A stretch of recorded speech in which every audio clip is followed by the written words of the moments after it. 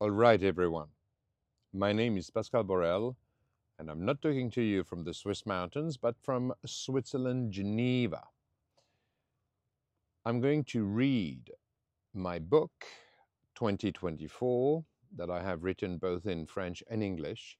You will find it on Amazon, as well as totally free of charge on our website, www.forovet24.com.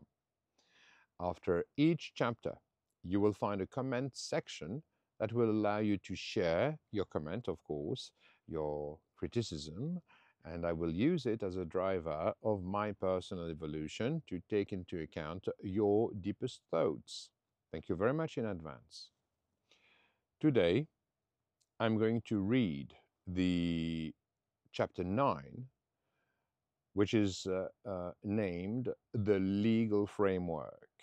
It's something of utmost importance where I'm going to advocate for the third party oversight principle, which only, and you'll see it during the chapter, can put back the judicial system at the service of citizens and not at the service of politicians or all financial interests that, well, it is now serving in 2024.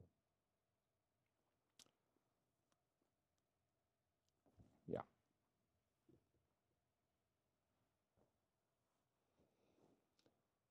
Chapter 9, The Legal Framework. A few citations. The excess of laws is the greatest of injustices. Applied to the extreme, the law deprives you of your freedom. The nations that have a future are those in which all men are equal before the law.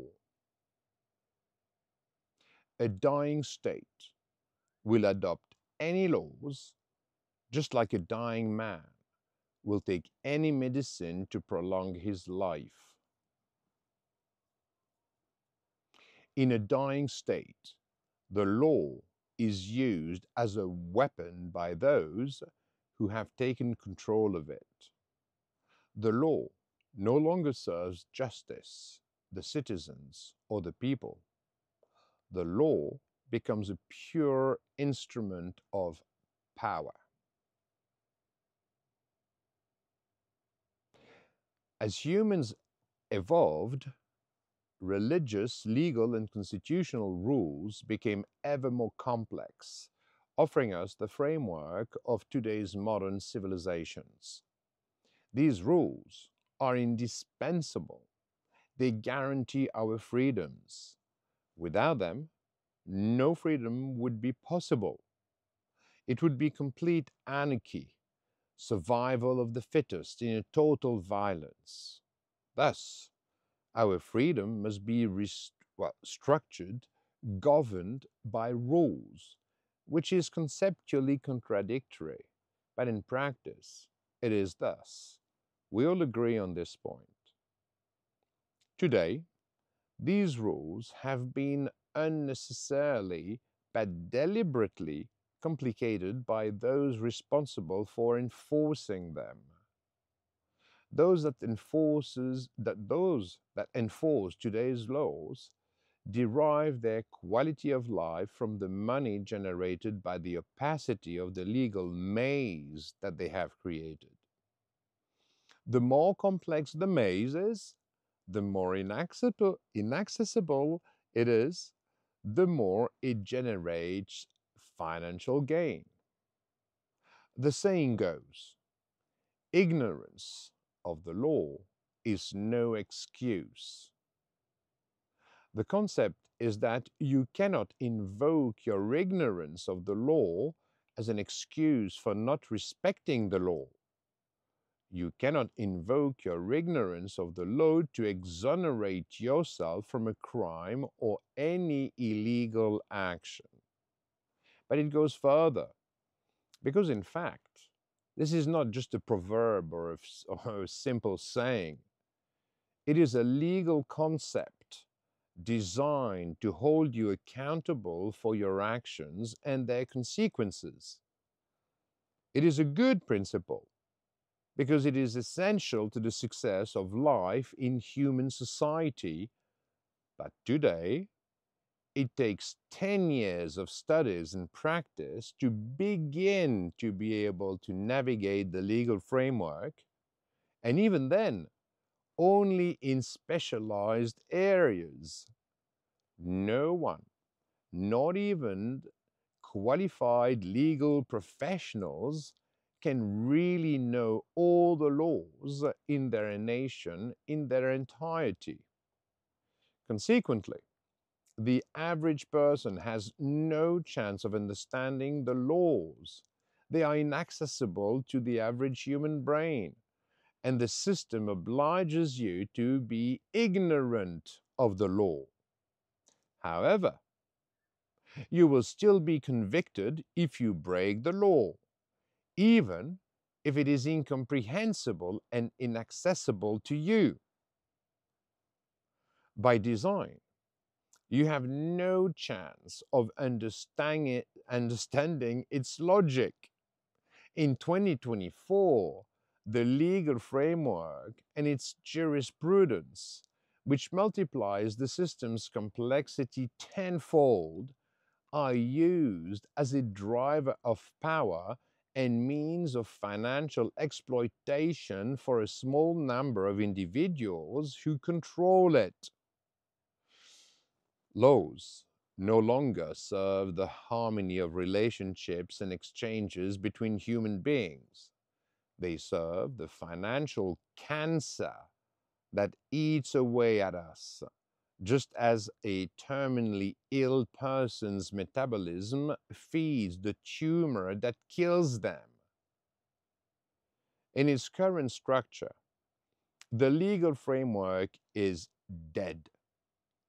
It must be reborn in the service of those to whom it belongs, the citizens, you, the people, as well as the nation. The Swiss legal framework is supposed to be one of the most efficient in the world. It is even cited as an example of pragmatism and common sense. As in all countries, its primary function is to provide simple and precise social rules that permit harmonious and respectful relationship between individuals. I will demonstrate in the following paragraphs how it has deviated over the past few decades to become an instrument of blackmail used to keep the people under state control. I will show you how individuals have made it ever more complex to render it inapplicable, to put it at the service of interests other than yours, other than justice. I propose to do this by giving you simple examples, by recounting personal anecdotes with which you can easily identify, because we have all experienced similar situations, directly or indirectly. For example, I was with my friend Claude, an excellent cyclist and a judge. I tell him that if the Swiss legal framework were strictly enforced, at least 90% of all Swiss citizens would find themselves in prison, be fined, and have a criminal record. He does not believe me. I provide him with the following argument. Switzerland has a military service, so nearly all Swiss men are in fact citizen soldiers. During their 4-month basic training, future soldiers must donate blood. An anonymous screening was conducted to determine what percentage of citizens soldiers had used a drug or an illicit substance within the 5 days preceding the blood donation. These are official results. 88% tested positive. The real fundamental question is, do we want a legal system that would send these 88% of all the men tested to prison, to fine them and to give them a criminal record? Is this compatible with our lives in the real world? The answer is obviously no. The saying goes, to control someone, make them afraid. In this case, 88% of the Swiss people tested have broken the law. They live permanently in the fear of being caught and convicted. The complexity and inadequacy of the rules governing the real life of human beings have become a pure instrument of control. This complexity makes the rules inaccessible, incomprehensible, and unusable for most of us, even though they were intended for citizens above all. Worse, we no longer understand their meaning because, depending on how the so-called legal professionals interpret them, they can acquit the worst criminals and convict the most innocent people. This inability of citizens to understand the rules that they are supposed to follow should be unconstitutional. If you do not understand them, how can you respect the laws that are meant to serve as your roadmap throughout life? How can you respect the rules of communal life that you are supposed to pass on to your children if those laws are inaccessible to you?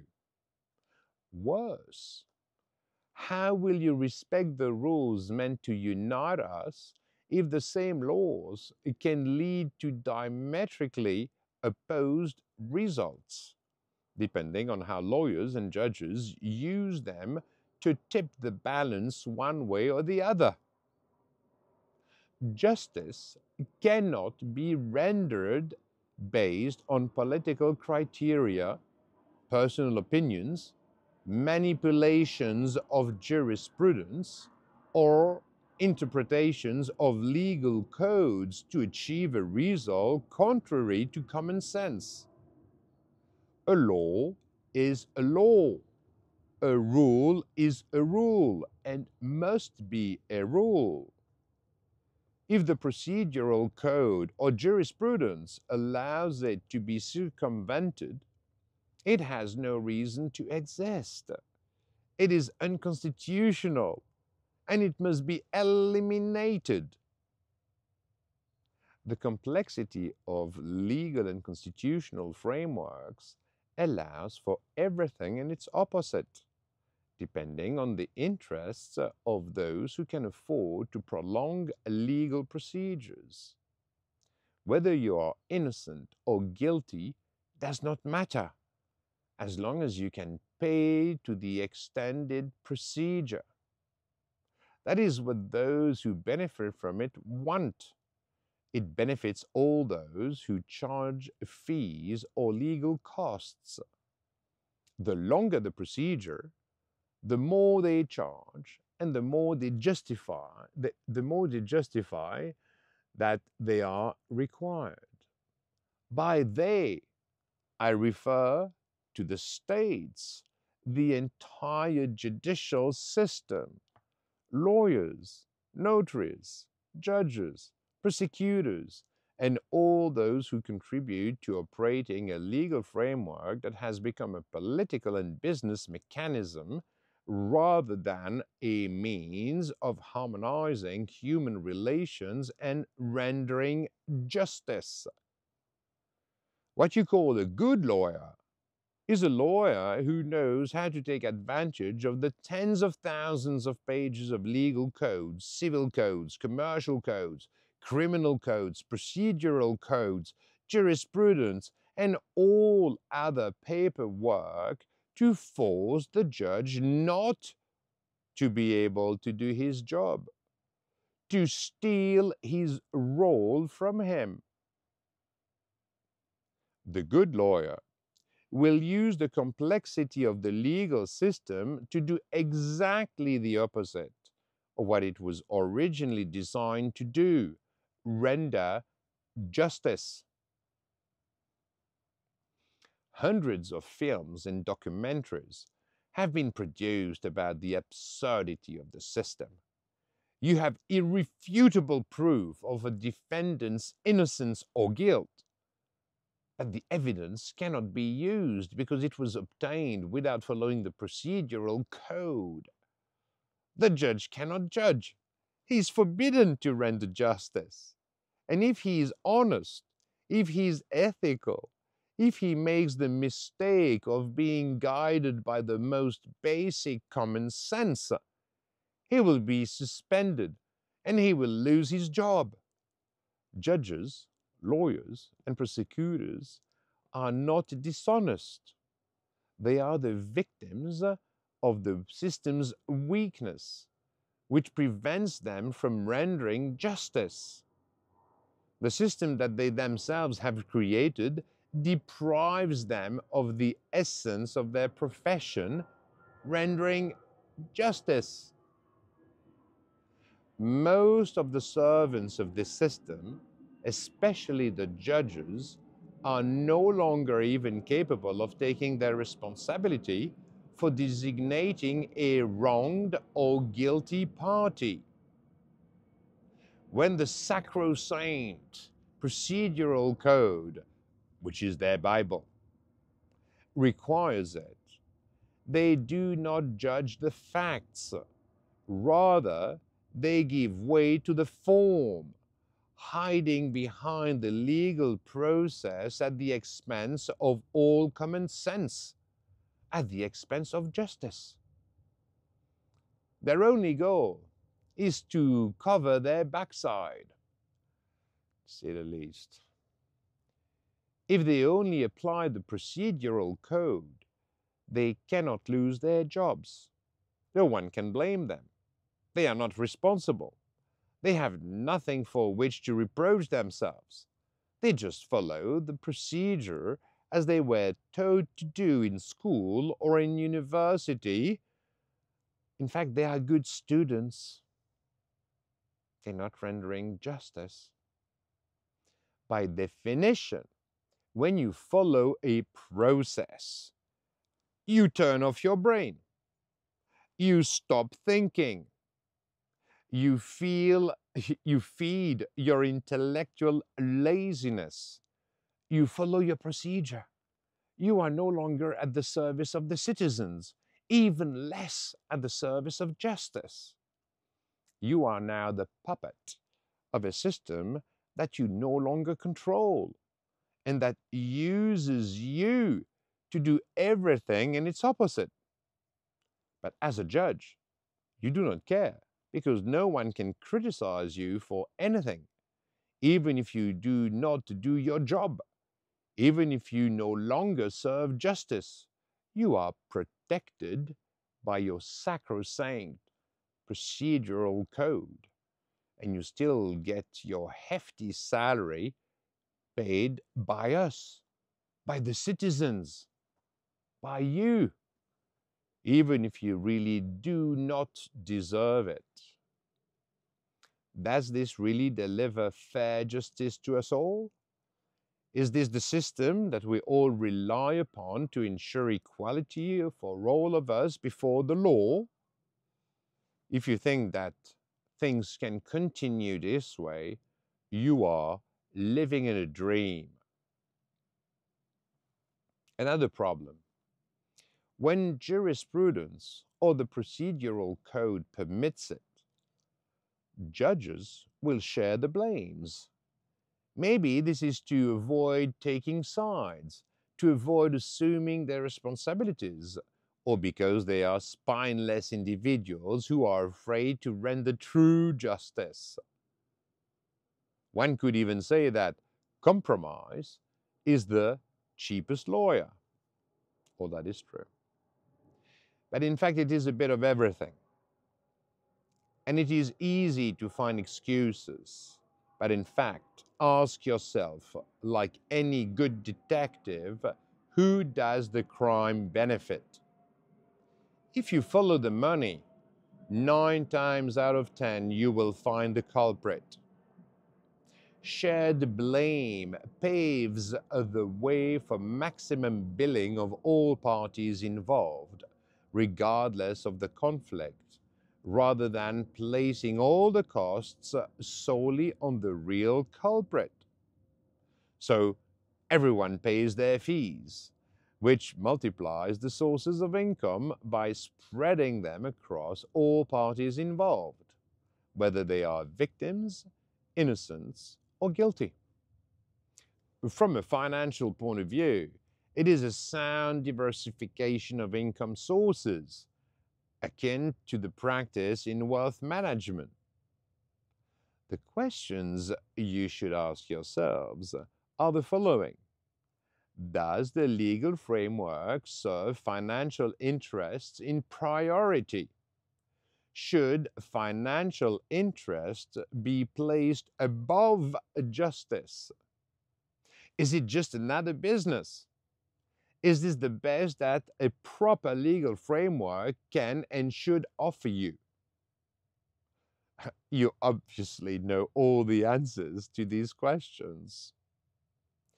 For example, let me recount another anecdote from my personal experience. I'm driving my car on the motorway, about to overtake a truck, when suddenly the truck's trailer detaches and the hitch of the trailer hits 3 cars, including my own. We all crashed into the central guardrail, clearly endangering our own and others' lives. The police drew up a report of the incident, of the accident, should I say, stating that the hitch was defective and that the safety mechanism designed to keep the trailer attached to the truck was not even engaged. My car and the 2 other cars were destroyed. Total write-off. Done. I'm clearly not responsible for the accident, and with a clear conscience, I ask for full reimbursement of the value of my vehicle. The Swiss legal framework and its servants enter the equation. They declare that I, quote, lost control of my vehicle, end quote, and that therefore the blame is shared, i.e., I am solely responsible for my wreckage. I'm ordered to cover all my expenses, including the towing, in fact, the evacuation of the wreckage of my car, and even the cost of the damage and repairs of the central guardrail that our vehicle smashed when we crashed into it. It is almost certain that the drivers of the other 2 destroyed vehicles were treated the same way. Thankfully, neither I nor any of the other people involved were injured, because if we had been, we would have been held responsible for all our medical expenses. Thank God, we had a lucky escape. The interpretation of the legal framework allows it to be given a uniquely financial logic based on the economic power of the actors involved, namely the crooked insurance companies and the state that defends them. The most basic common sense was sacrificed in favor of financial interests, in favor of what brings in the most money for the insurance companies, the judicial system, the state, and its servants. And who pays? I do. We'll get back to it in a sec. But in Switzerland, as in many other Western jurisdiction, there is no such thing as a small profit. And it goes even further. Legal professionals do not incorporate technological tools that would make procedures easier. In Swiss cities, you are constantly filmed by dozens of cameras. This holds citizens accountable, as they will not take the risk of breaking the law for fear of being easily identified. When the City of London installed thousands of cameras in all public places, crime dropped by more than 50% in 12 months, a positive outcome. The principle of third-party oversight is at work. When you know that you are being observed, you act accordingly. We will discuss this later in the chapter. In Switzerland, it is illegal to have a dash cam in your car and to film the road and record any potential accident. Legal professionals maintain that it is out of respect for your privacy, even though the state has given itself the right to film you constantly. You talk about privacy?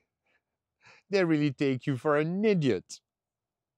If a judge views footage of an accident, he immediately understands who's at fault, who is the victim, or if the blame should be shared. But, of course, resolving the case rapidly and efficiently is not their objective, because as we know, in Switzerland, there is no such a thing as a small profit. Everything is ripe for the taking. Switzerland.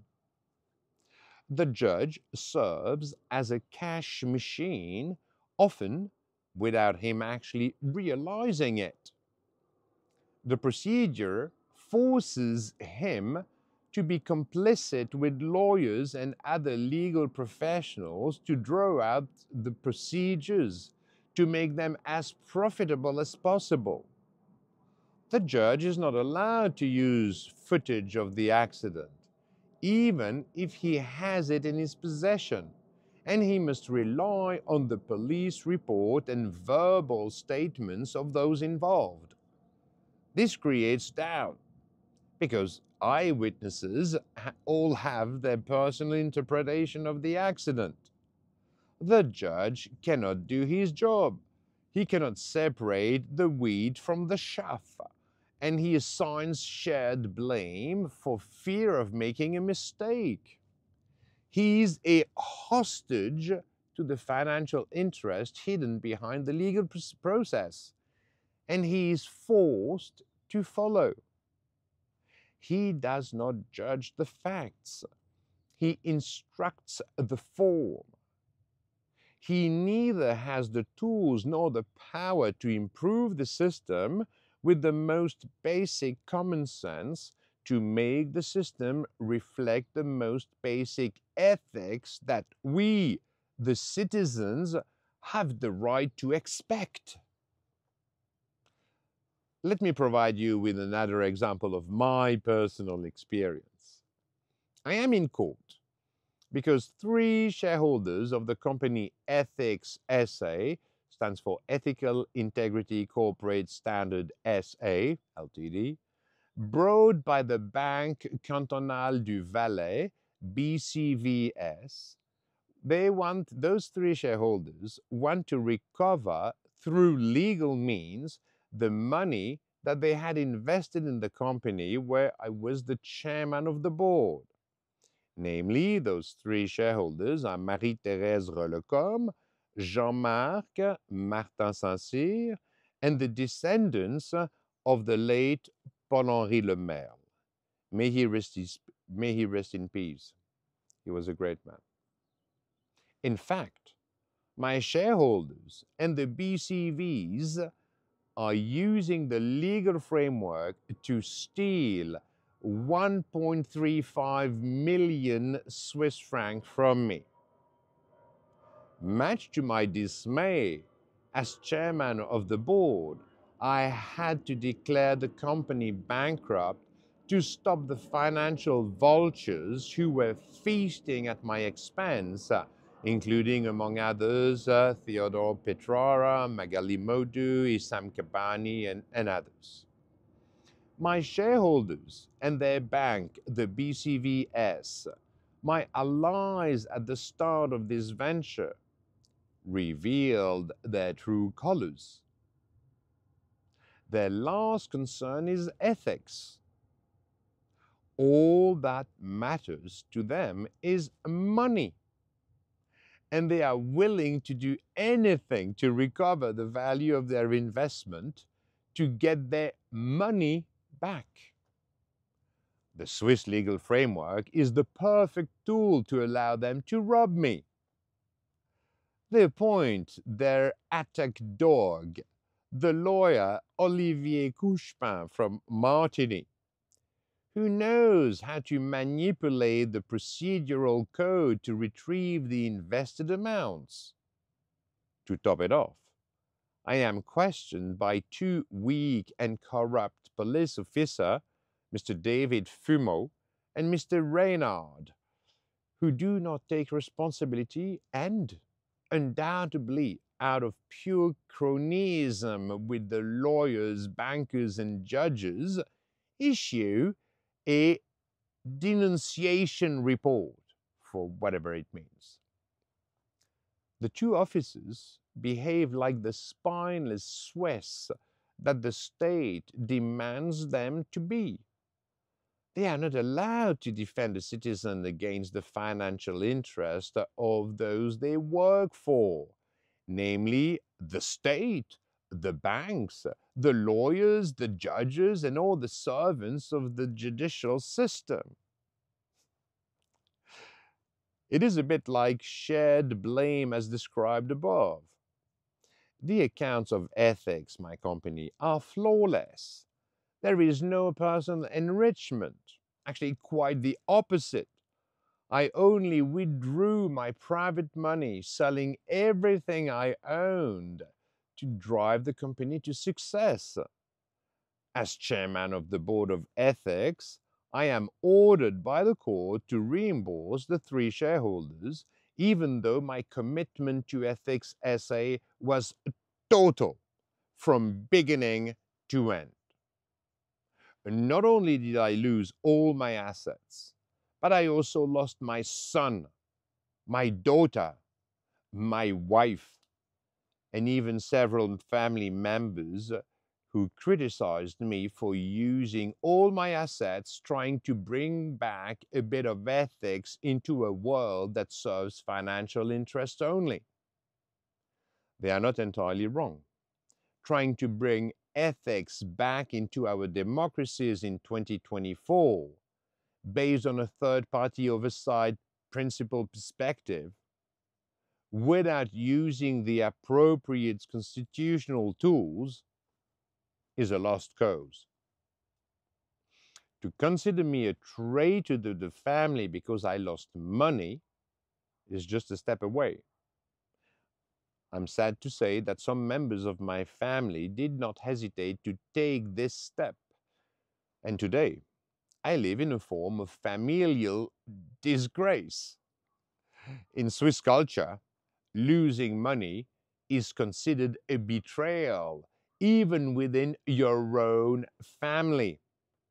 This is how bad Switzerland is a cash machine, or has become a cash machine. Once again, The state has won. The legal framework has won. State education has won. The family has lost.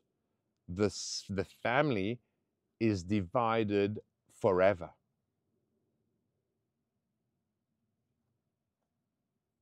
But never mind.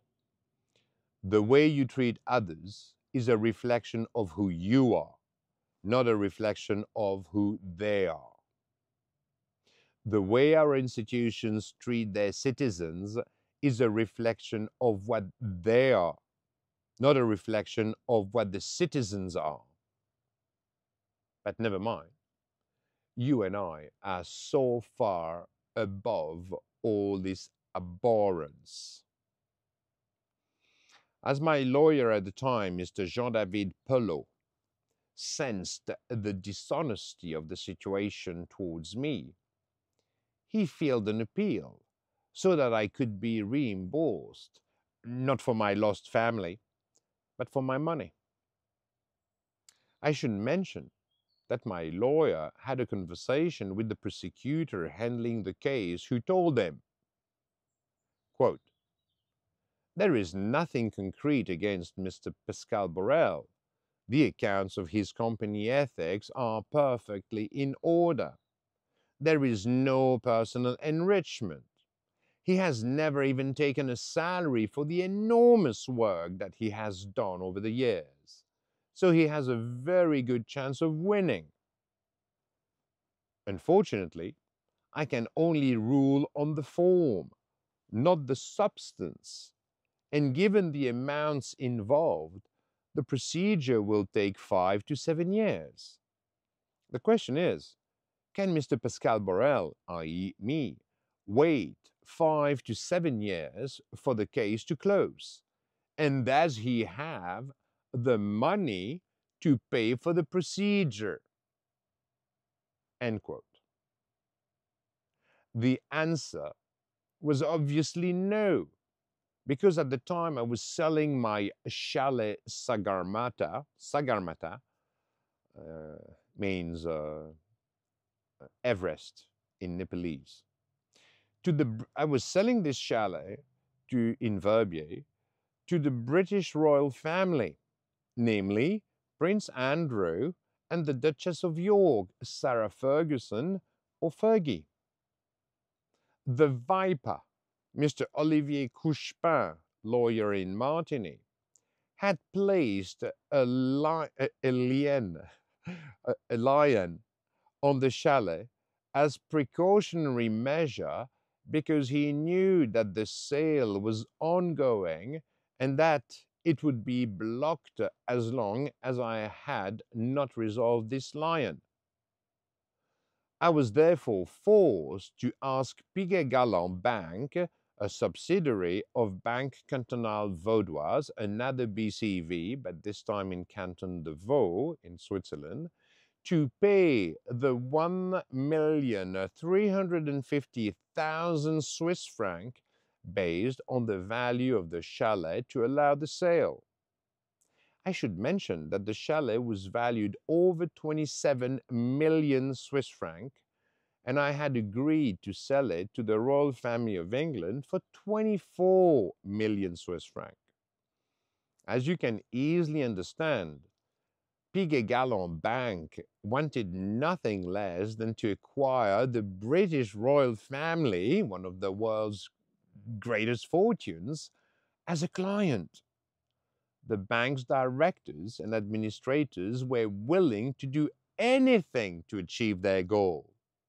They therefore granted me a loan in form of a mortgage for 20 million Swiss franc, even though I provided no guarantee to cover the mortgage payments, let alone repay the loan. They did not hesitate for a moment to pay the 1,350,000 Swiss franc to settle the dispute with my Ethics SA shareholders and allow the transaction to proceed.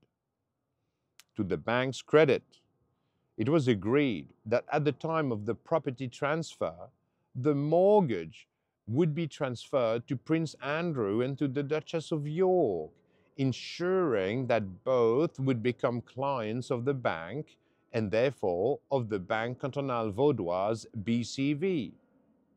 Kindly note that BCV is owned for 66.95% by the Swiss state, namely the Canton de Vaud. For the record, it turned out that the prince and the duchess already owned a property in Verbier in the Swiss mountains, which prevented them from acquiring my chalet Sagarmatha without violating the federal law on the acquisition of real estate by foreigners, named LFAIE. Never mind. Piguet-Galland Bank found a workaround by having me remain the official owner while I had already vacated my chalet and the royals fully occupied it. It was therefore a concealed sale, a hidden sale, in which I was the instrument, bypassing a Swiss federal law. I acknowledge my share of responsibility in that I sold a chalet that I had conceived, designed, or which I even had built a model before presenting it to architect friends to construct. When Prince Andrew came to visit me after a tour of the chalet for the first time, we found ourselves having tea on the terrace, and he said to me, quote, "Pascal, I'm rediscovering Verbier. It is a unique situation, an extraordinary place. And do you really want to leave it? Are you sure that you want to sell such an exceptional place?" End quote. You must understand that when the son of the Queen of England wants to acquire a chalet, in fact a house, that you have entirely designed, drawn, and built yourself, you realize, well, that you have done a good job. Who could criticize me for taking some pride and satisfaction in this? I'm only human after all. I was speaking to the son of the Queen of England. I acknowledge that I was wrong. I have no valid excuse. I was the accomplice, or rather the instrument of Piguet-Galland Bank and Banque Cantonale Vaudoise in their relentless pursuit of money, money, and more money. I helped them bypass a Swiss federal law. I am sorry. I am ashamed of myself. My punishment was the total loss and destruction of my family. I deserve it. It is evident. What I regret the most in the ordeal is the harm I indirectly inflicted on my children, Rackham and Desiree. I deprived them of their father. I deprived them of their mother. I deprived them of their family. How do you think it makes me feel? I'll let you answer that one. Okay, back to the matter at hand. I find myself before a long-bearded judge. Without doubt, an excellent father, with a low, steady voice that inspires confidence. In front of him, in the courtroom, as spectators, are Pascal Perruchot, Executive Director of the BCVS, Banque Cantonale du Valais, and one of his board member, non-executive director, whose name I never knew.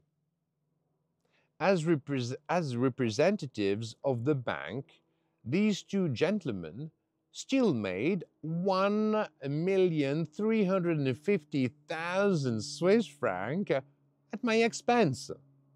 It is normal for them to come and audit the work of the judge in their service. The judge speaks and says to me, Mr. Borrell, quote, Mr. Borrell, you contest the procedure used by the bank, its clients, your shareholders, and their lawyers to recover the money, the value of their investment. But you paid that amount, did you not? End quote.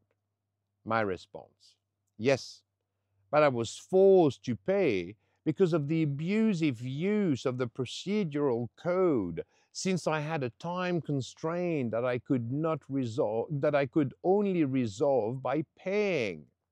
He cuts me off and says, quote, but if you paid, then they were right to use the legal framework and its procedure, end quote. In fact, what he's saying to me is, the fact that I paid shows that they were right to use the procedural code to make money. For the judge, only the financial logic matters. He does not care about the substance. Justice does not matter. Ethics even less. Morality, common sense, justice, throw it all in the trash. And that is all the judge can do.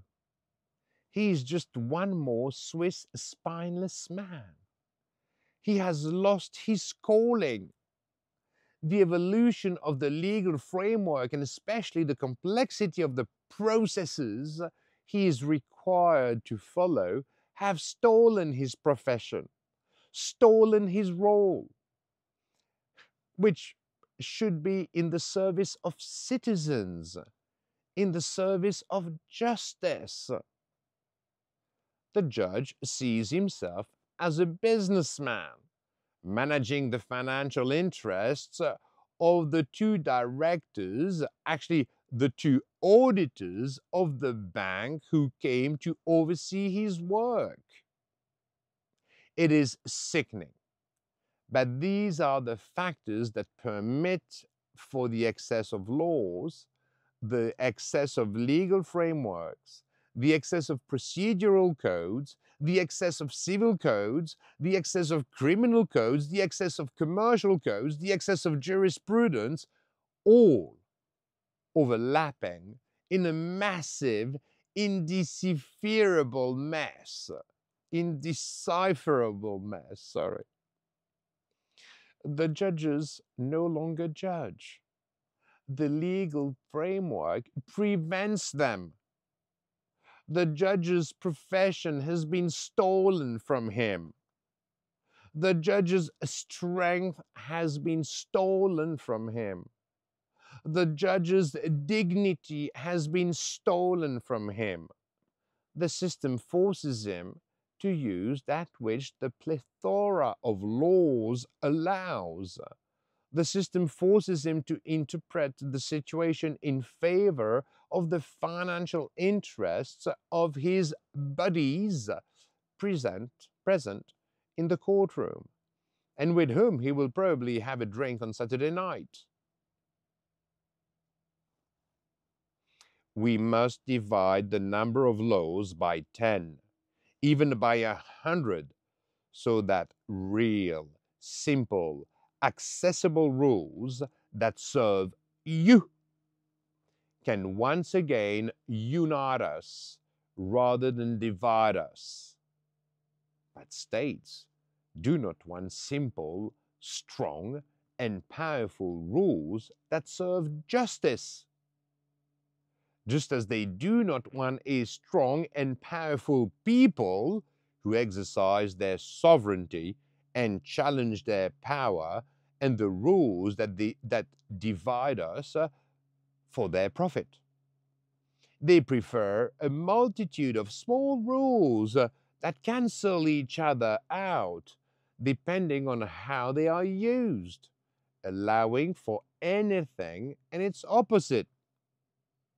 Even the so-called legal experts and specialists are incapable of extracting the most basic common sense from the thousands of pages of codes and procedures that shape their actions.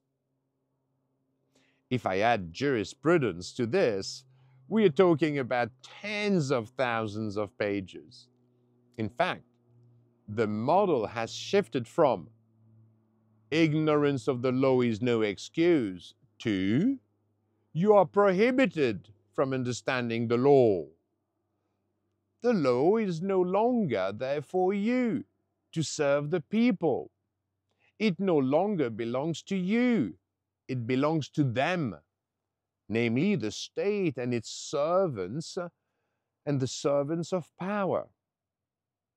You, the citizen, pay for the legal framework via your taxes, but it is they, the state, who decide whether the legal framework will serve your interests or the interests of those in power.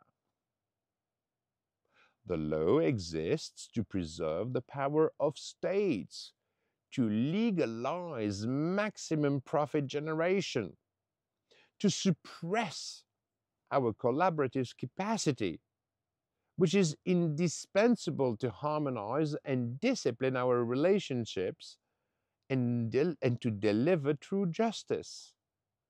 Laws have become the instrument of your political dispossession, the instrument of your democratic enslavement, the instrument of the fear in which states want you to live in order to control you, from your very first breath to your last.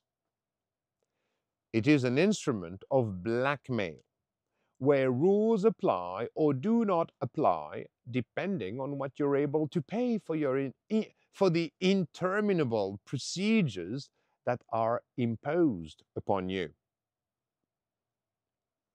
If you pay the servants of the system and are willing to waste your time in multi-year procedures, you have a good chance of winning. You will have lost 5, 10 years of your life and thousands, even millions of francs or dollars that you will have paid to the parasites of justice.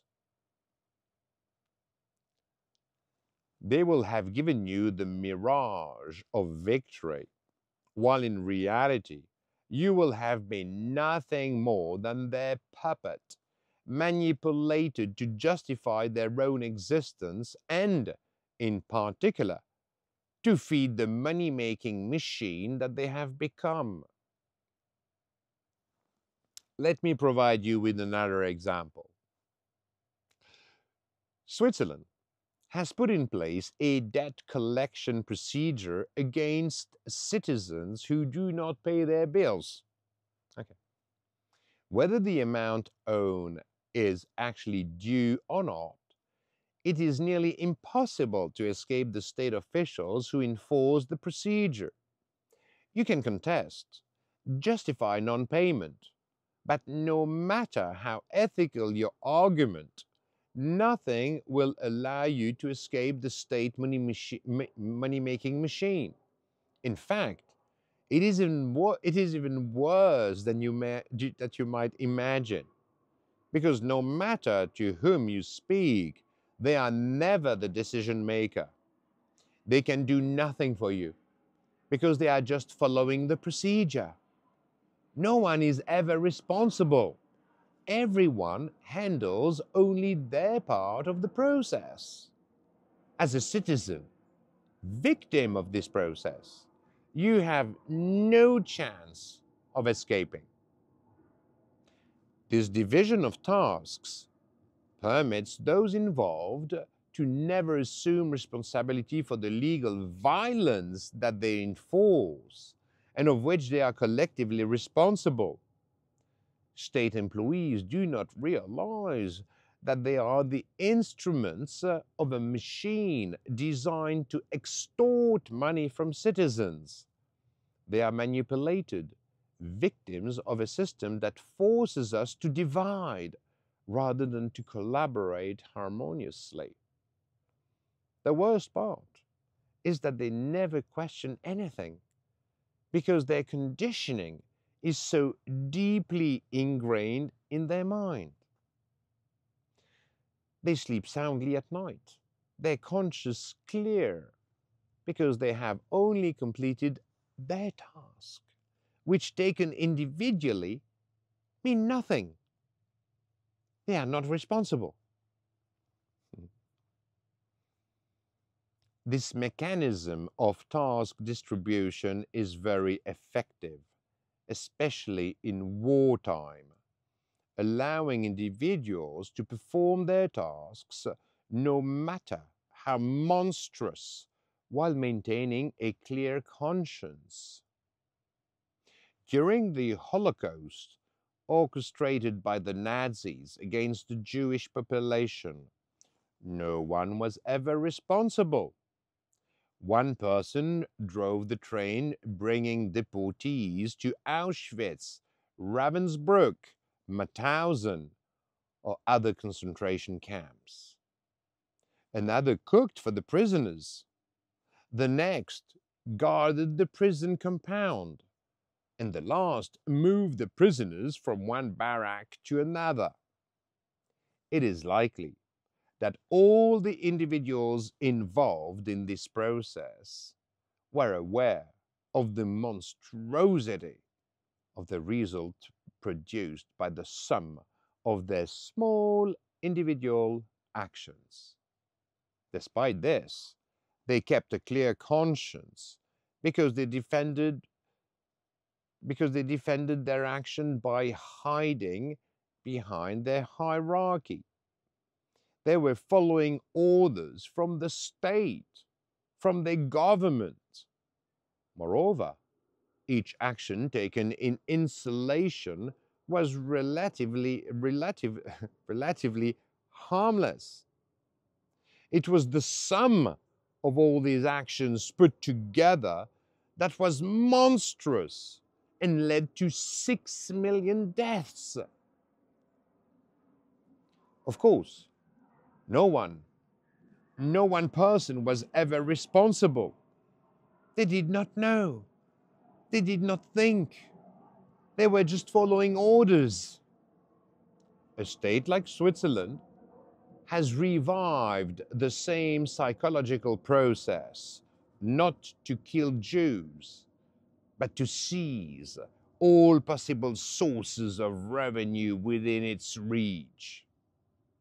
Politicians, judges, police, debt collection officers, lawyers, and most civil servants are involved in this, each responsible for one tiny stage of the process. The judge only applies the procedure, which benefits the state that pays his salary, by the way, creating an unacceptable conflict of interest. The police only follow orders, and armed with legal violence, they carry out seizures. The state-run debt collection offices only notify citizens unable to pay that the state will seize their assets. Lawyers are dishonest because they hide behind the procedural code. In fact, they rejoice at being able to manage conflict. No, sorry, lawyers, well, okay. They rejoice at being able to manage conflicts because the more conflicts that there are, the more they can bill. No one is ever individually responsible but collectively, it is a criminal organization extorting money from citizens and humiliating individuals.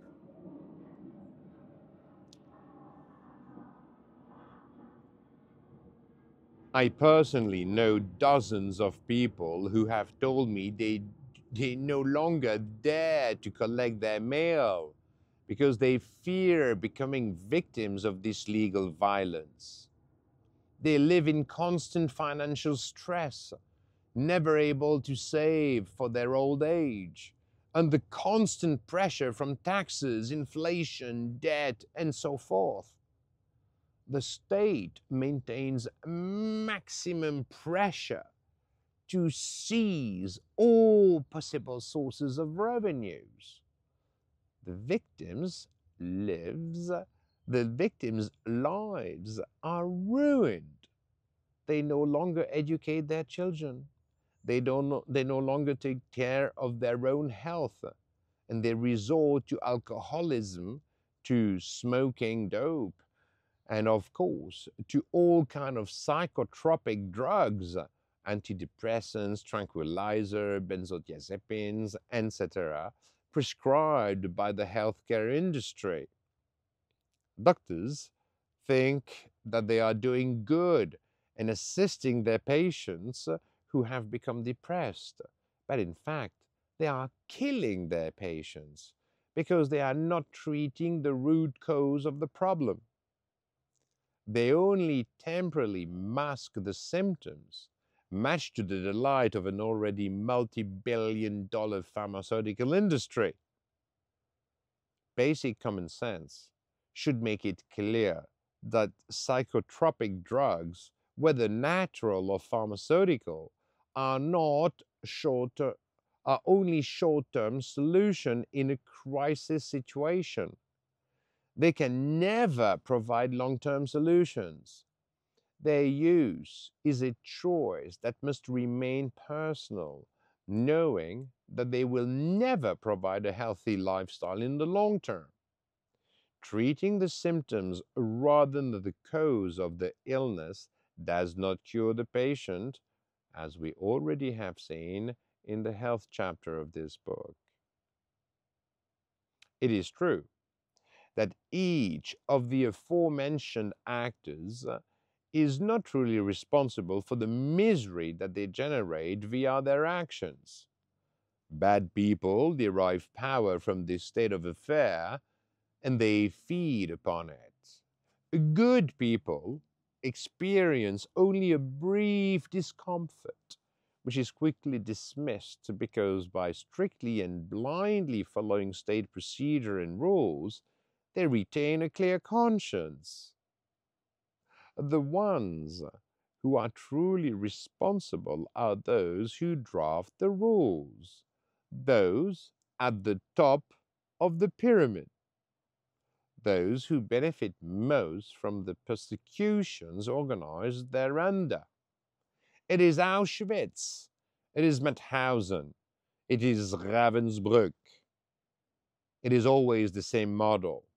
No one is responsible, except those at the top of the hierarchy, those who have a very strong motivation to understand and to use the psychological mechanism that allow them to impose the worst monstrosities on the citizen slaves that you have become. It is likely that the leaders themselves do not even realize the suffering generated by the processes behind which they hide, which they have put in place, and for which they are responsible. If they do realize it, they can do nothing for you. They are prohibited from changing anything because it is from this institutionalized theft that they derive their quality of life. They share the spoils among friends. They provide mutual assistance. They all support each other in the little fraternity that they have joined, often after years of hard work. They have the arrogance given to them by the legal violence that the state wields to control you, to keep you in line. I will provide you shortly with another personal example. A full description of the case will be found texts and videos on the following link at www.4ovet24.com. I will provide this example once the long-standing ongoing procedure is finally concluded. This case concerns my wife Brigitte Borel, lawyer Sébastien Fanti, Mrs. Katia Gabriel and Mr. Giannini from the Martini Debt Collection Office, Judge Pierre Gapani, the British royal family, Piguet-Galland Bank, and the Banque Cantonale Vaudoise, always the same players, the same actors. In one sentence, it is the story where here is the summary of the case. How financial cronyism is prioritized over children's education using the excuse of the date of receipt of a letter. You will enjoy this anecdote, and once again, it will demonstrate to you how ineffective the justice system is and why it must be completely rethought from top to bottom.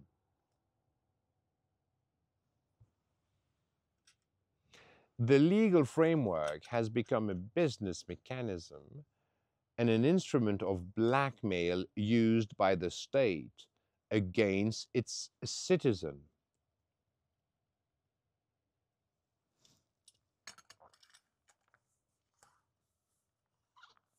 It is a sword of Damocles hanging over our heads to keep us under control and force us into behaviors against our will.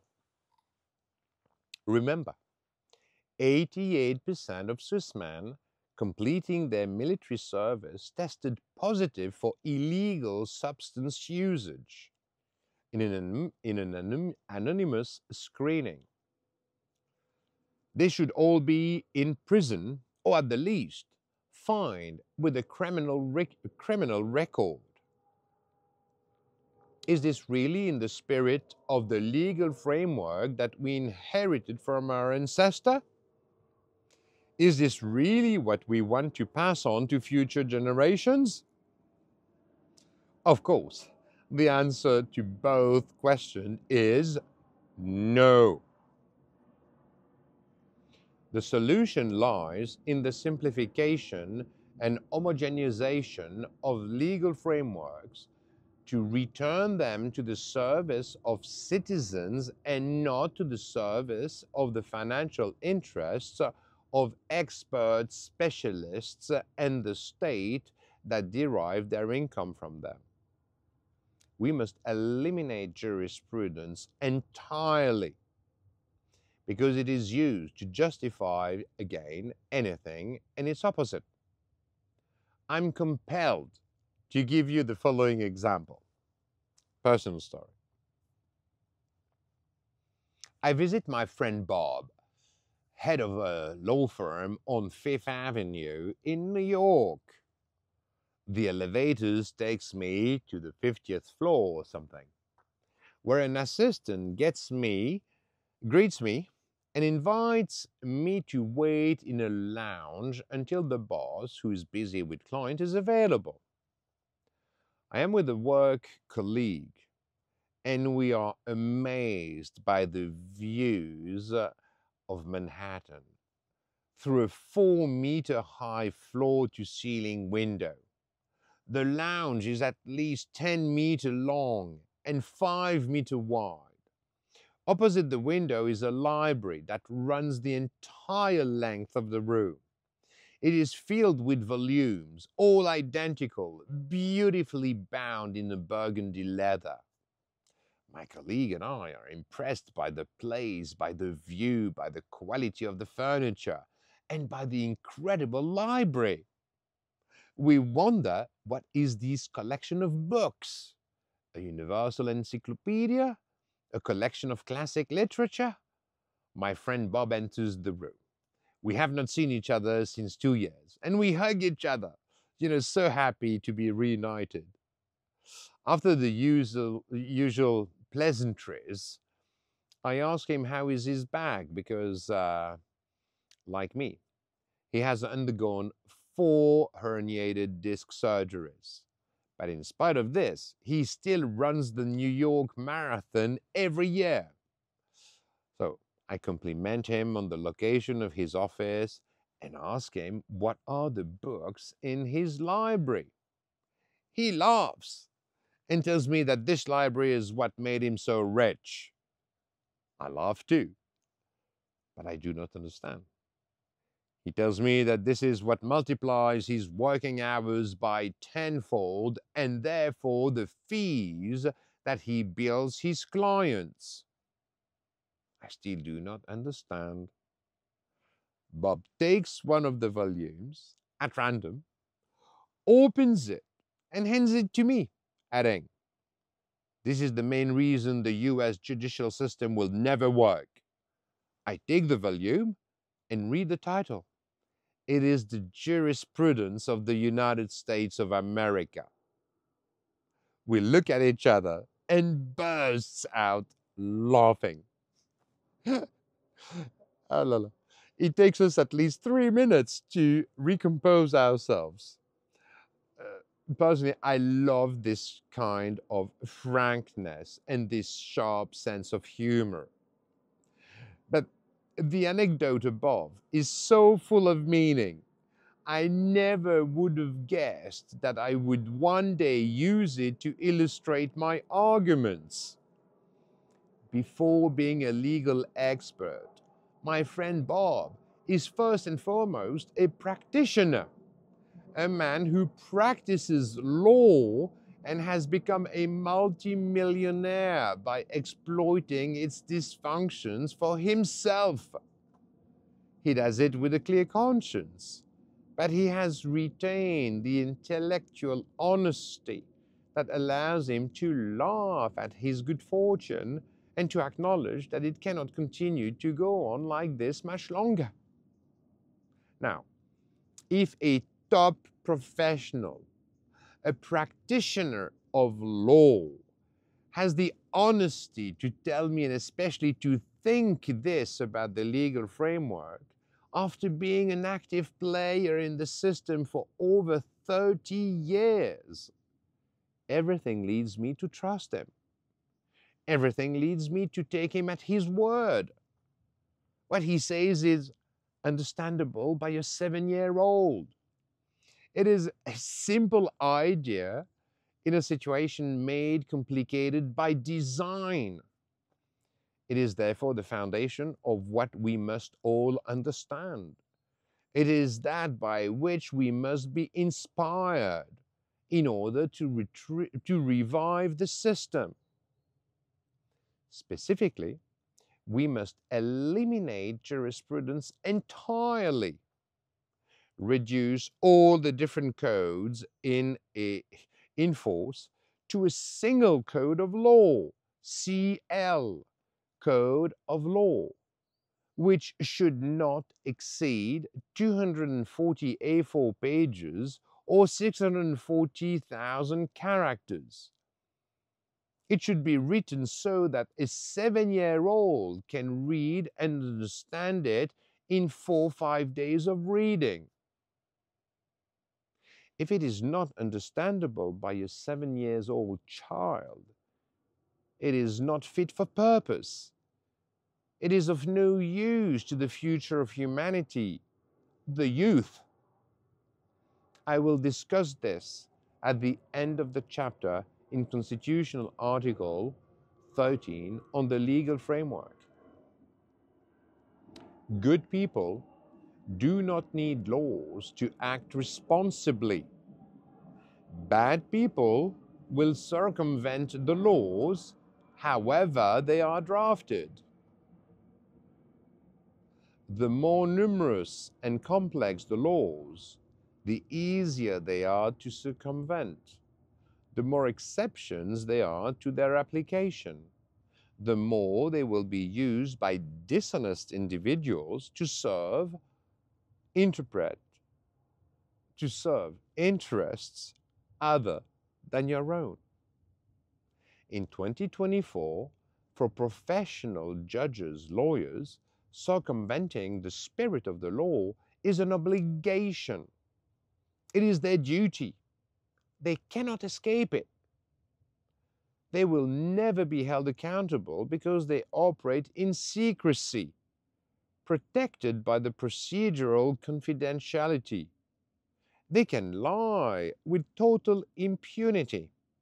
The system requires them to lie to defend the financial interest of those who pay them, because they will never be exposed.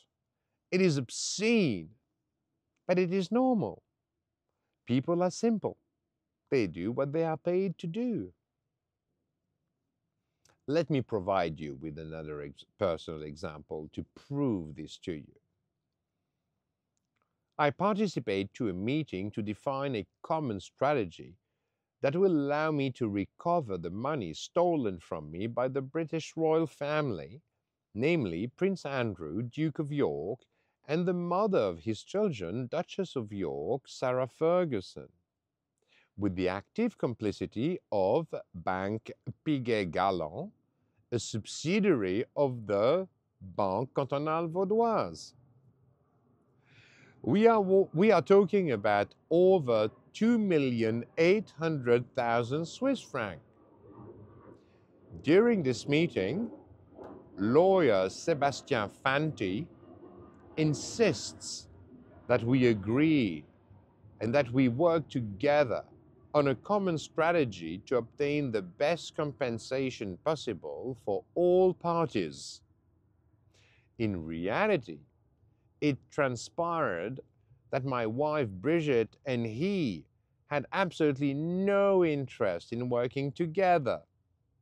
They adopted a strategy under which they preferred to settle for a smaller amount, believing that a bird in the hand is worth two in the bush. In front of 6 witnesses, Sébastien Fanti, the lawyer, convinces us that his approach is the best, and that we should align with his proposal and work together on a common strategy. In reality, lawyer Sébastien Fanti lied.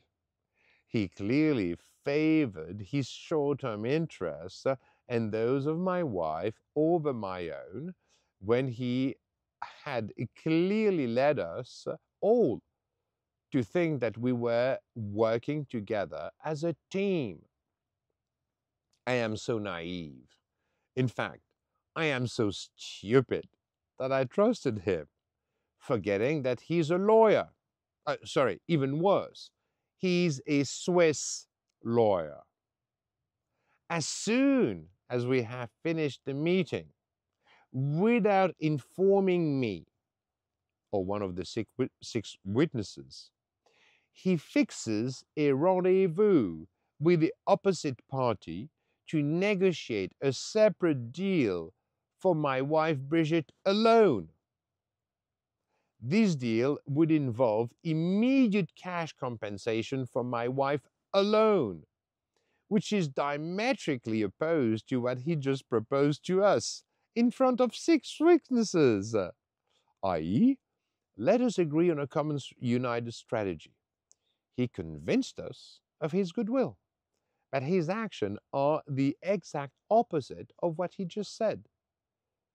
This is called manipulation. And remember, honesty without goodwill is brutality, and goodwill without honesty is manipulation.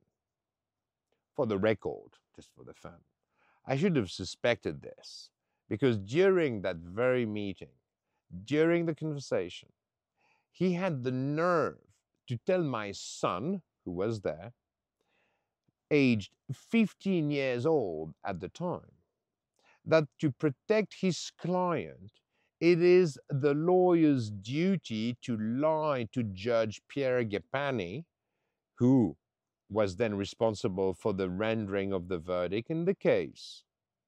My son was stunned, as was one of my colleagues, to the point where the latter almost intervened to rebuke him sharply.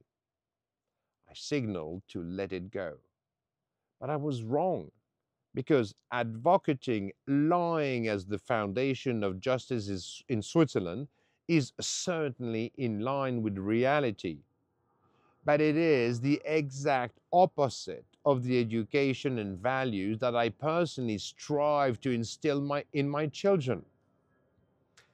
Beyond being a gross liar and a manipulator with premeditation, in fact, breaking his own commitments, my wife's lawyer, Mr. Sebastian Fanti, succeeded in negotiating a financial agreement with the opposite party with the complicity of Judge Pierre Gapani, who does not even have the right to inform the parties involved of the nature of this agreement or the amounts negotiated.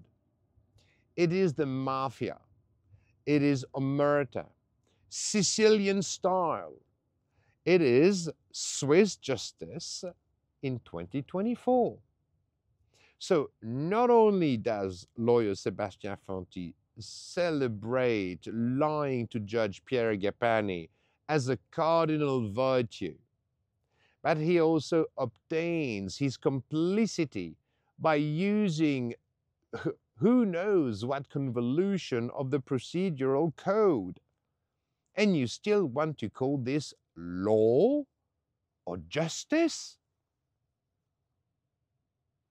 Sometime later, I have a conversation on the subject with my wife Brigitte in the presence of our two children. I tell her that I had been informed of her separate agreement with the opposing party. She turns pale and she tells me that the judge does not have the right to inform me about it. She is familiar with the procedures and how procedural secrecy can be used to obstruct any third-party oversight. With stunning hypocrisy, she adds that to protect our children, she does not wish to discuss financial matters in front of them. In fact, she is so ashamed of acting solely in her own interest with the support of liars, manipulators, and servants of the legal framework that she does not want her children to learn the truth. She wants to hide her true face, hide the absence of any ethical values in what drives her actions, hide the selfishness in which the system forces her to live, where no one matters except herself. Liberals. It is individualism to the extreme. Community, family no longer exist. Only the immediate cash that she can put on her bank account matters. In a way, she is right. She personally made 200,000 Swiss francs and the rest of her family got zero. You could even say that she caused her family to lose 2,800,000 for an immediate personal gain of 200,000 Swiss francs. Family no longer exists. Money reigns supreme. Yet, she is not a bad person. She would like to do the right thing, to be proud of being an example for her children. But she is forced to be the exact opposite of what she wants to be. She has no choice. The fundamentals of our legal framework dictate her behavior, forcing her to take action that she must hide from her own children to save face. How can you expect a judicial system whose cardinal virtues are lying, concealment, omerta, manipulation, financial interests, and power to deliver justice. I will not add anything further, but you will find the whole story in video format on my website or on YouTube, BitChute, Rumble, Odyssey, and so forth. Website being 4ovet24.com. And of course, I will give you some more juicy details that are guaranteed to make you smile. Justice must be returned to the judges. Just as you must return education to professional educators and medicine to doctors, press to journalists, it is imperative that you return judicial decisions to the judges and jurors selected by lot. Justice serves the citizens by obliging you to follow the rules that we have chosen, which allow us to live together while maximizing each citizen's productivity. Prison sentences, fines, and other punitive measures imposed by the justice system serve to make you accountable before you break the law by instilling in you the fear of losing your freedom if you are caught. It is therefore a system of crime prevention before the crimes are committed. Throughout the fear associated with the sanctions that punish offenders, this system has proven itself and keeps nearly 99% of us under control.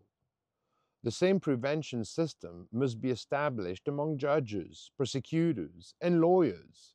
You must impose it, but in fact, you must offer it as a gift to all those who serve the judicial system. It is the principle of third-party oversight. For the overwhelming majority, judges and all those involved in the legal system are good people. They are aware of the immense responsibilities that rest on their shoulders. They want to be fair. They want to deliver justice impartially, and you must give them the means to do so. For this to be possible and viable in the long term, without abuses by those who hold the power to administer justice, you must put in place the necessary safeguards to prevent potential abuses in advance. Punishing judges who render biased judgments, punishing lawyers who lie to judges and jurors, punishing any legal professional for abusing the legal or constitutional framework is not the right solution. Punishing after the crimes have been committed is not the right solution. For judges to judge with a clear conscience, they cannot work under a sword of Damocles that threatens their lives or deprives them of their positions within the judiciary in case of error. To err is human, and you must accept that. The solution lies elsewhere. It is called third-party oversight. In fact, it is total transparency. Justice is a public service. It serves the citizens. You pay for it with your taxes. And as such, it belongs to you 100%. It is yours. As soon as it is called upon by conflicting parties who have failed to resolve their dispute throughout mediation, or when it is called upon to deliver justice after criminal offenses, you must have direct and total access to all documents, all debates, all procedures, everything that is used to render a verdict.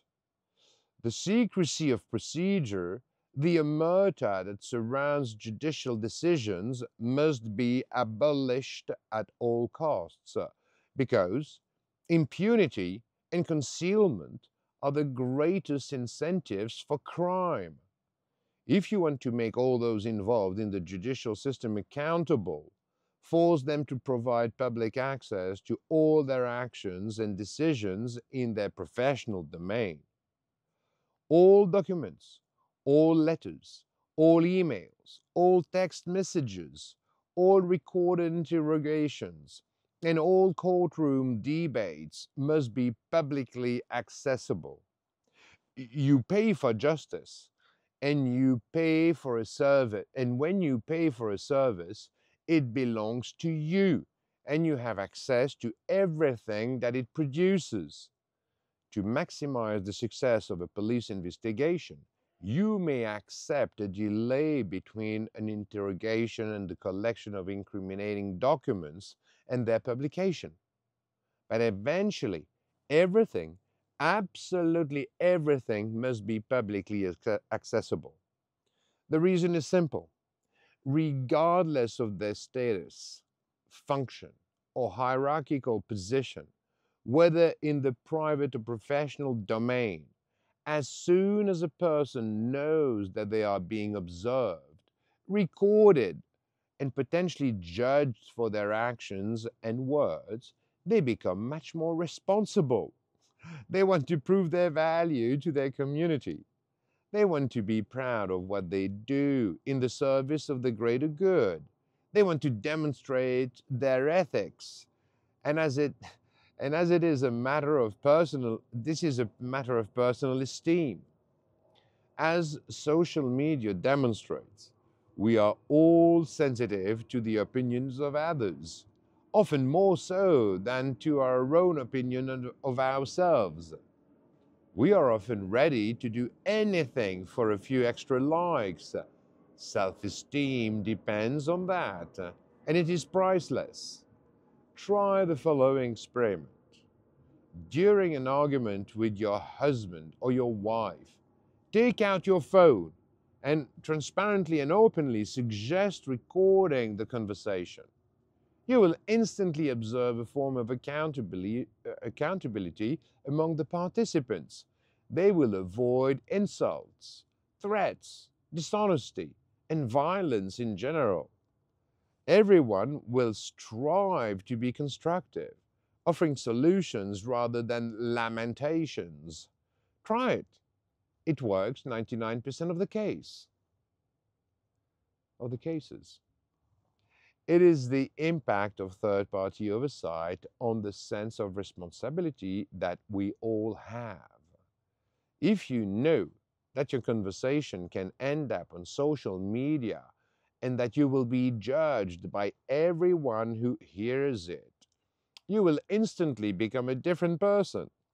Because if your words or actions are reprehensible, you will have to live with the contempt of all those who have seen you in your true colors, and that will be very difficult. I am not asking you to believe me. I'm asking you to try it and draw your own conclusions. Try and learn. Trust only yourself. Listen only to your feelings and common sense, and you will change your understanding of the world and its rules. What I propose is a paradigm shift. I want you to grant immediate and online public access to all available elements whenever the intervention of the legal system is necessary. You pay for the judicial system with your taxes and fees. It belongs to you. It is a public service.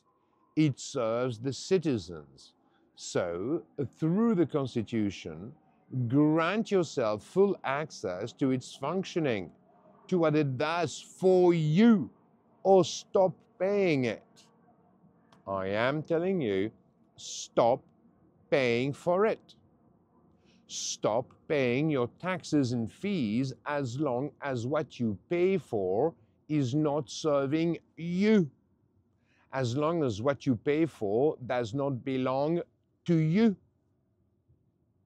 It is so simple and logical that you will find it difficult to accept. Yet, it is the only way, because you will never be able to convince the people who profit the system in its current state to change anything through logic or common sense. The complexity and inaccessibility of the legal framework are by design. It permits politicians to discredit an opposition candidate without foundations or, conversely, to hide the misdeed of their party by preventing judges or even jurors from doing their job because they are bound by a procedural code that permits anything and its opposite. Moreover, the secrecy of procedure prevents you from accessing the information necessary to form a healthy opinion based on your common sense and personal logic. It is omerta. It is total concealment. You must rely on a narrative written by others, on partisan interpretations, rather than having access to the facts directly. Those who control the stories control your opinion and therefore control societies.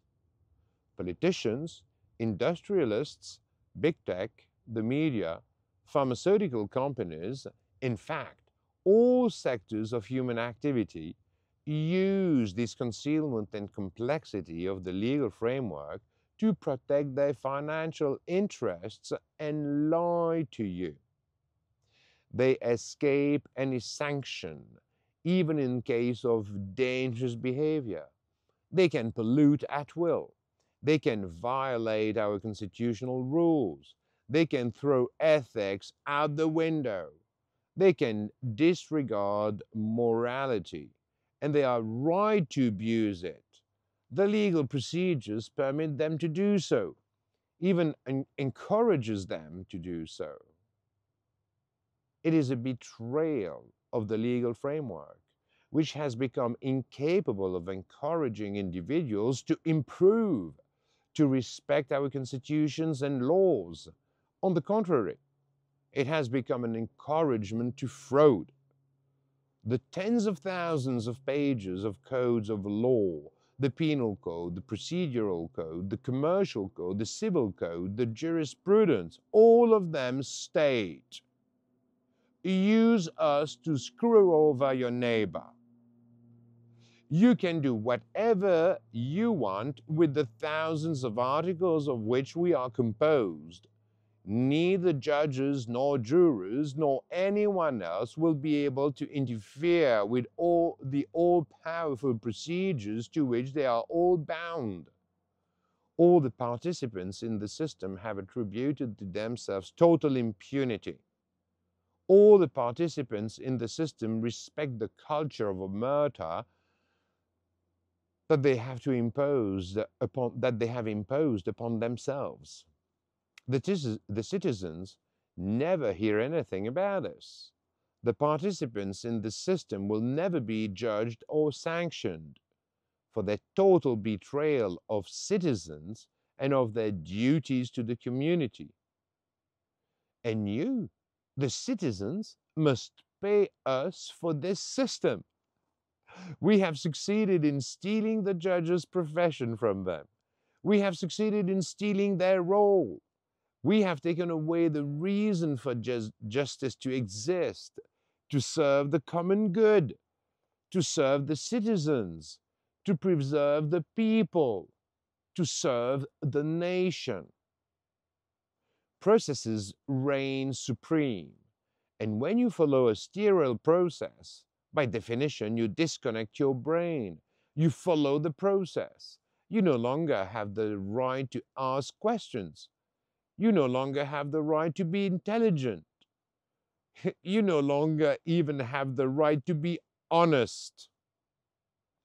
To be more precise, the evolution of the legal systems over the past 2 centuries has stolen from you what belongs to you, what ensures your collaborative capacity, what unites us around the rules that we have chosen, in which are the foundation of our desire to live together, which are the foundations of the nation.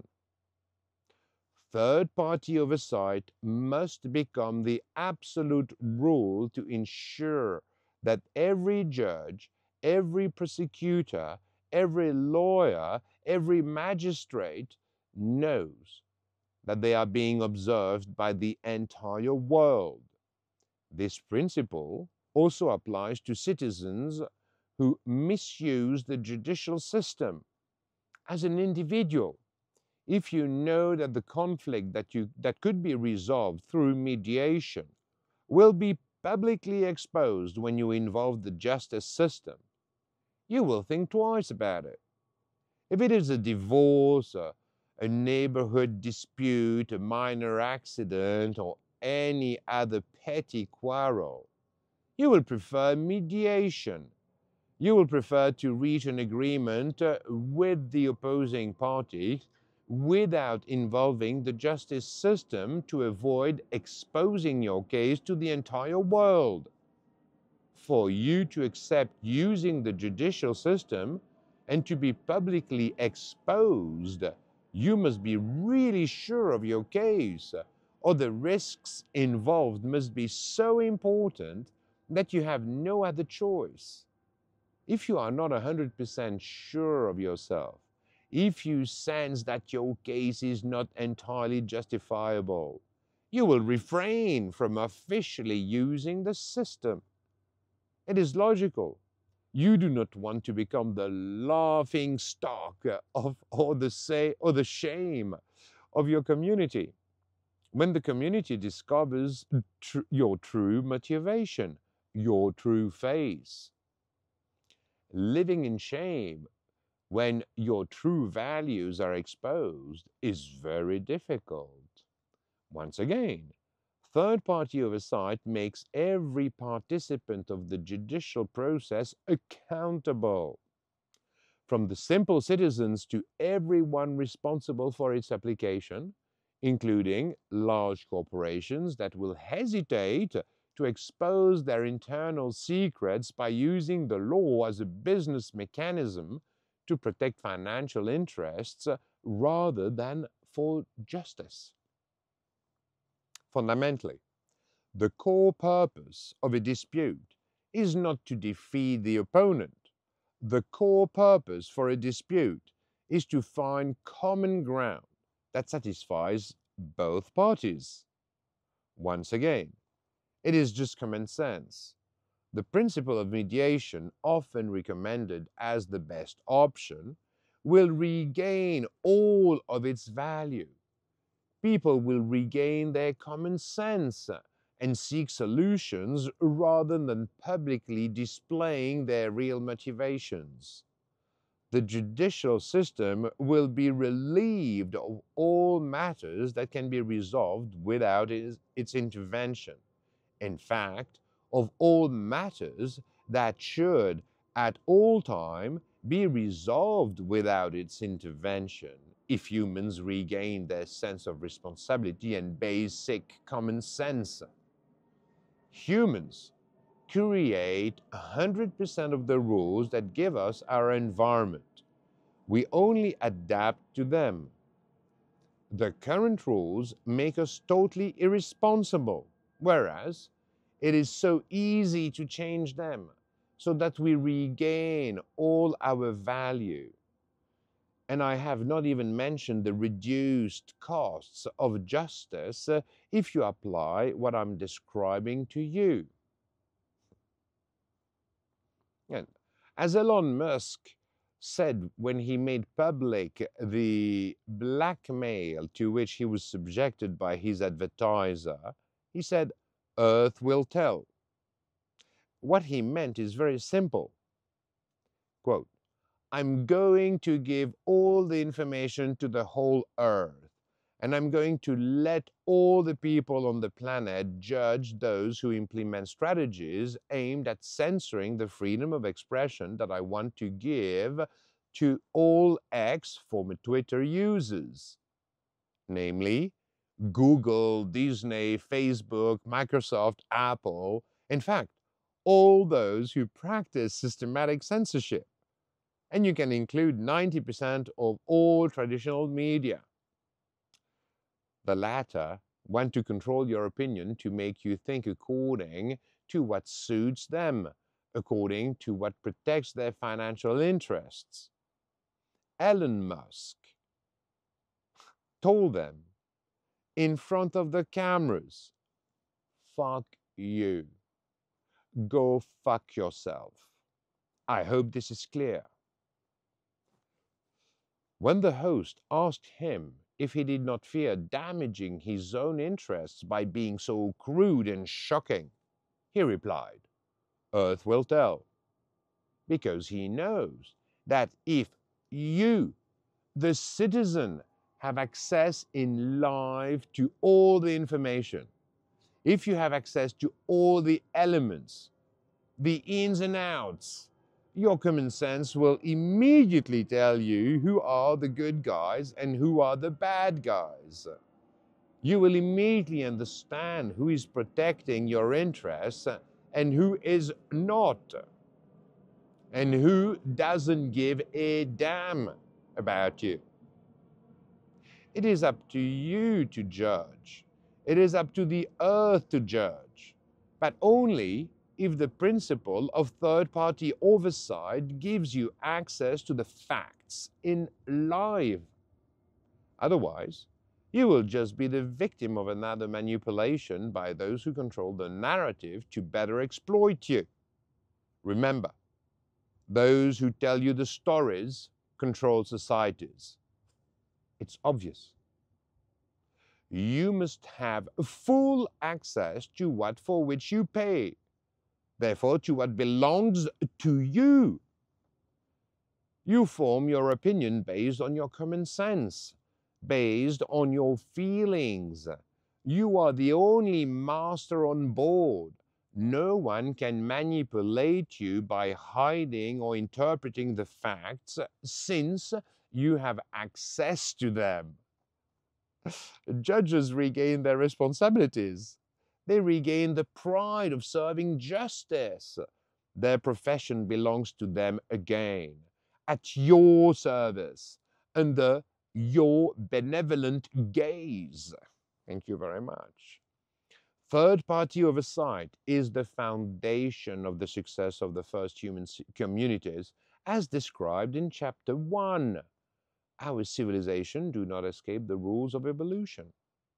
We must restore the essential role of third-party oversight to ensure the success of our communities.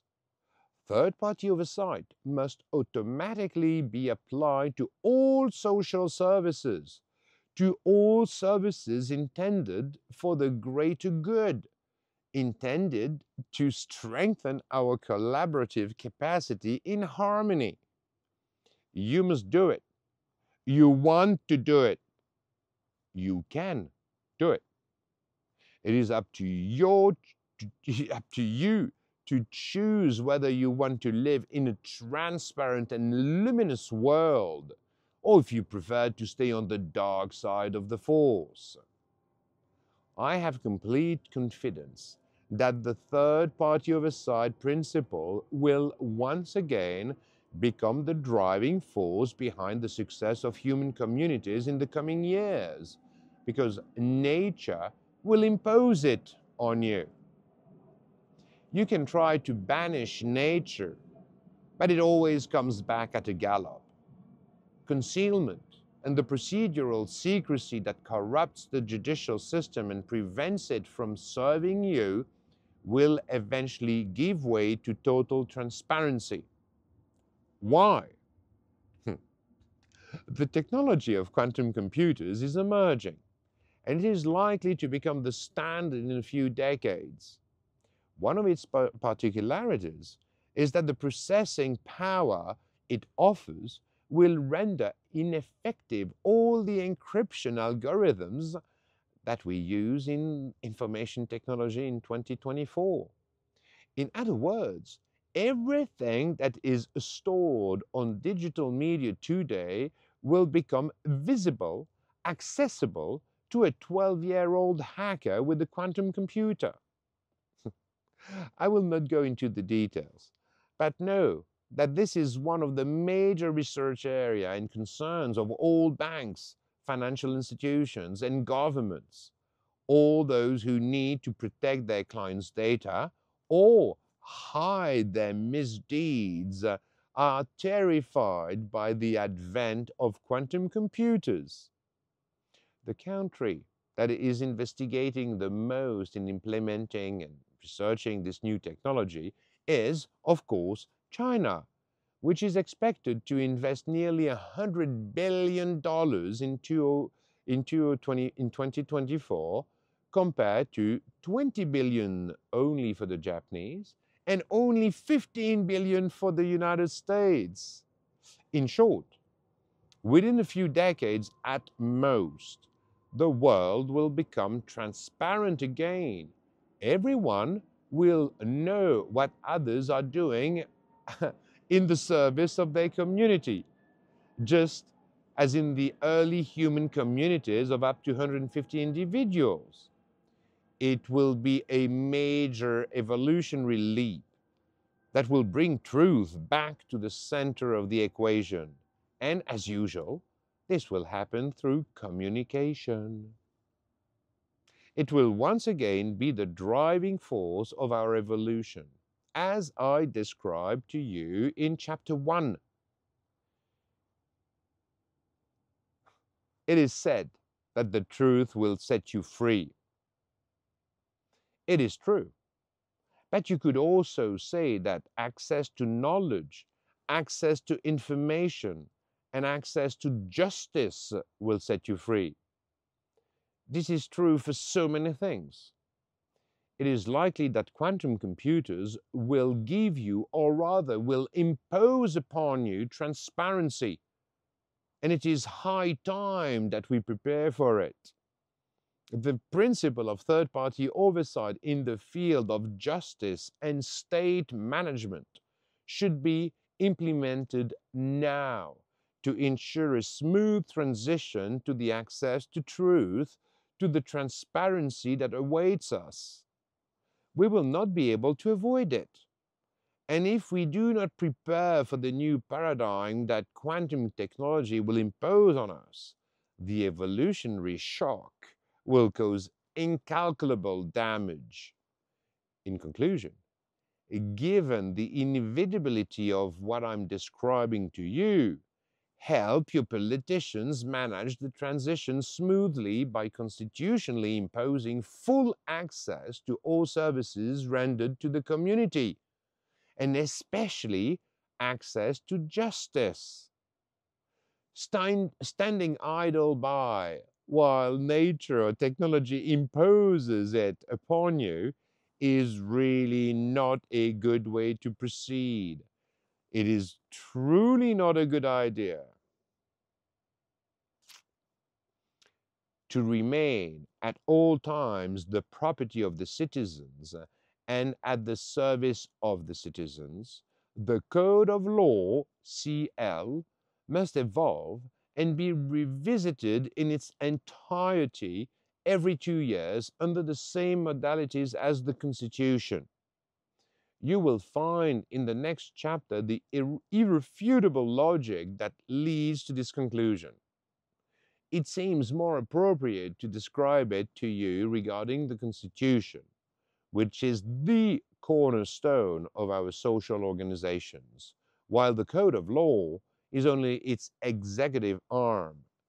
In short, 101 to 1001 revisionist citizens are drawn by a lot every 2 years, 7 days before meeting in a revision assembly. It is a civic duty, and no one can avoid it. Neither political leaders nor actors of the judicial system know the identity.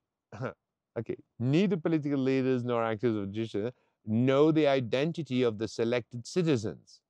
They are summoned for a week, 5 to 7 days of work in a closed session to review the Code of Law and to make the necessary amendments so that the Code of Law remains the executive mechanism for applying the Constitution. The time constraint, 7 days for the summons, and then 5 days, or 5 to 7 days, let's say, for the closed session, is essential to prevent any lobbying at all. The Code of Laws must fit on 240 A4 pages, or about 640,000 characters, if it contains a maximum of 440 articles of law. A code of law that exceeds 640,000 characters or 240 A4 pages, that exceeds 440 articles, is unconstitutional, null and void. It must be reformulated. The revision amendments are voted upon the majority of the 101 to 1001 revisionist citizens drawn by lot, always an odd number to ensure a majority. An abstention during the vote is prohibited. No proportionality is allowed. If the revision assembly proposes laws that reduce freedoms or decrease citizens' purchasing power directly or indirectly, it must submit its proposal to a popular vote within 14 days following the end of its session. The people accept or reject it by absolute majority. No proportionality is allowed. The new articles accepted by the citizens have a force of law 14 days after the popular vote. Summary. The complexity of our legal and constitutional frameworks is no longer serving the citizens. They have been deliberately complicated to allow for anything and its opposite, depending on the financial interests of those who derive their power and salaries from it. This benefits all those who can charge fees and justify their existence, or those who can pay for legal procedures for the longest time. Included are lawyers, notaries, prosecutors, and even judges.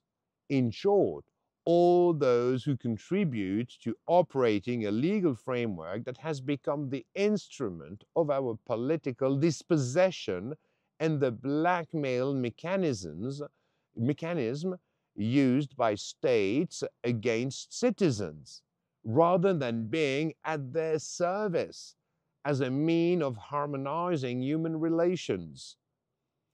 You pay for the legal framework. It belongs to you. It is at your service. You must constitutionally demand that a principle of third-party oversight be granted to you over all procedures and judgments as soon as the judicial system is solicited.